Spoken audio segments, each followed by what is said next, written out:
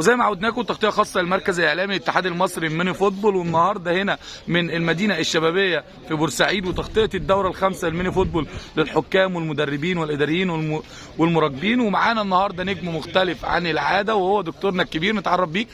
الدكتور منظر فراي في الميني فوتبول، حكم سابق في حكم 11 وتوا في ميني فوتبول. انا رئيس اللجنه الوطنيه للتحكيم في تونس، ومن بعد رئيس لجنه تعيين الحكام في الاتحاد العربي، وبنشط كمحاضره دوليه مده قصيره. انطباع حضرتك ايه عن الحكام وبالذات في المدينه الشبابيه لبورسعيد؟ والله مدينه كويسه قوي وارتحت فيها قوي. شباب اللهم صل على النبي ذكي ومحبوح، ومن الشباب الطموح اللي يحب يعمل مسيره في التحكيميه ممتازه. لو حابب النهارده تدي رساله او نصيحه للحكام تقول لهم ايه؟ والله بنصح الحكام ان يحبوا الميني فوتبول، يحبوا اللعبه دي عشان يعطيوها ما عندهم وهي تعطيها ما عندهم.